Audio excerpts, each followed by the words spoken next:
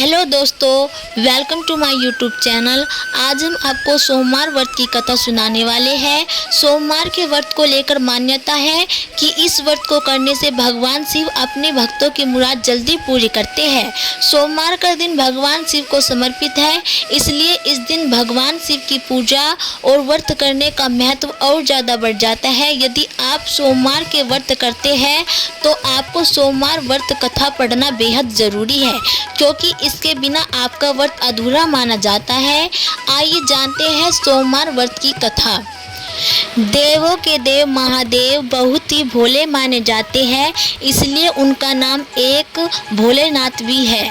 पौराणिक मान्यता अनुसार भगवान शंकर को प्रसन्न करने के लिए किसी भी तरह के खास विशेष पूजन की आवश्यकता नहीं होती, क्योंकि कहा जाता है कि वे तो भोले हैं और भक्त के मन की गई क्षणिक मात्र की भक्ति से ही वे प्रसन्न हो जाते हैं। अगर आप भी शिव की भक्ति और कृपा पाने के लिए सावन के सोमवार का व्रत करते हैं तो इस कथा से भोलेनाथ को प्रसन्न कर सकते हैं। एक बार किसी एक नगर में एक साहूकार रहता था। उसके घर में धन की कोई कमी नहीं थी, लेकिन कोई संतान न होने के कारण वह बहुत दुखी रहता था। संतान प्राप्ति के लिए वह हर सोमवार को व्रत रखता था और पूरी श्रद्धा के साथ शिव मंदिर जाकर भगवान शिव और माता पार्वती की पूजा करता था।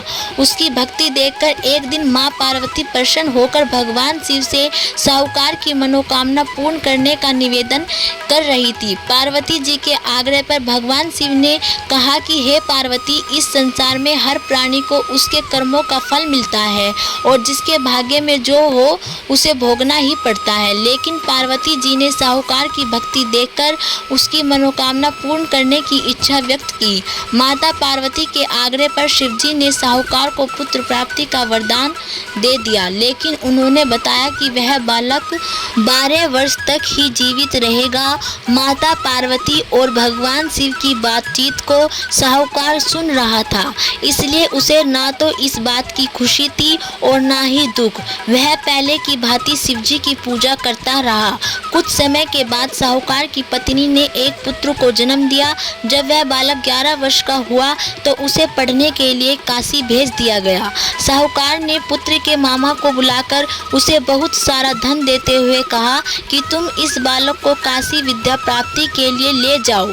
तुम लोग रास्ते में यज्ञ कराते जाना और ब्राह्मणों को भोजन दक्षिणा देते हुए जाना। दोनों मामा भांजे इसी तरह यज्ञ करते हुए और ब्राह्मणों को दान दक्षिणा देते काशी नगरी निकल पड़ी।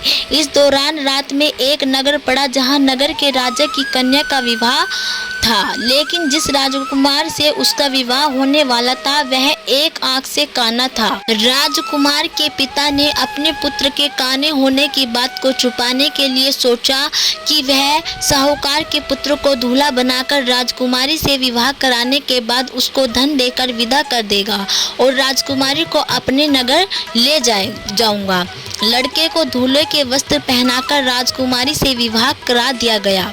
साहूकार का पुत्र ईमानदार था, उसे यह बात सही नहीं लगी, इसलिए उसने अवसर पाकर राजकुमारी के दुपट्टे पर लिखा कि तुम्हारा विवाह तो मेरे साथ हुआ है, लेकिन जिस राजकुमार के संग तुम्हें भेजा जाएगा वह एक आंख से काना है।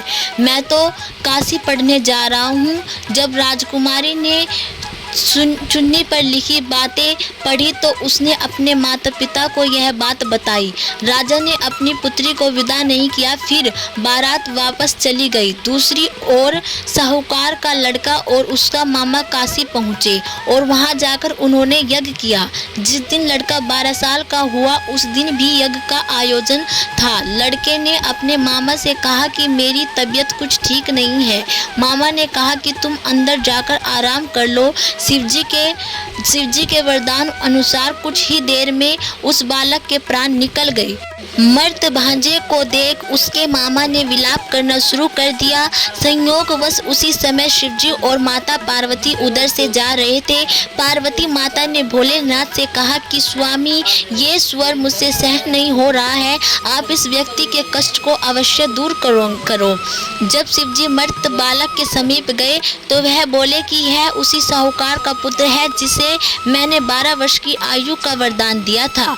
अब उसकी आयु पूरी हो चुकी की है, लेकिन मातृभाव से विभोर माता पार्वती ने कहा कि हे महादेव, आप इस बालक को और आयु देने की कृपा करें, अन्यथा इसके वियोग में इसके माता पिता भी तड़प तड़प कर मर जाएंगे। माता पार्वती के पुनः आग्रह पर भगवान शिव ने उस लड़के को जीवित होने का वरदान दिया। शिव जी की कृपा से वह लड़का जीवित हो गया। शिक्षा पूरी करके लड़का मामा के साथ अपने नगर की ओर वापस चल दिया।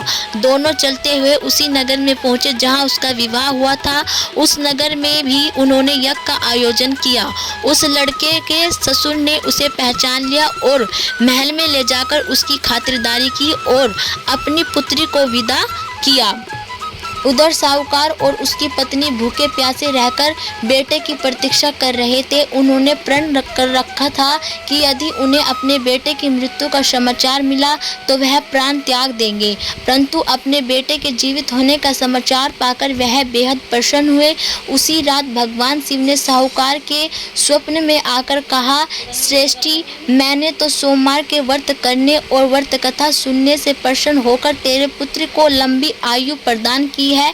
इसी प्रकार जो कोई सोमवार का व्रत करता है या कथा सुनता है और या पढ़कर सुनाता है, उसके सभी दुख दूर होते हैं और सभी मनोकामनाएं पूर्ण हो जाती है। अगर आपको वीडियो पसंद आई हो तो वीडियो को लाइक और चैनल को सब्सक्राइब करना ना भूलें।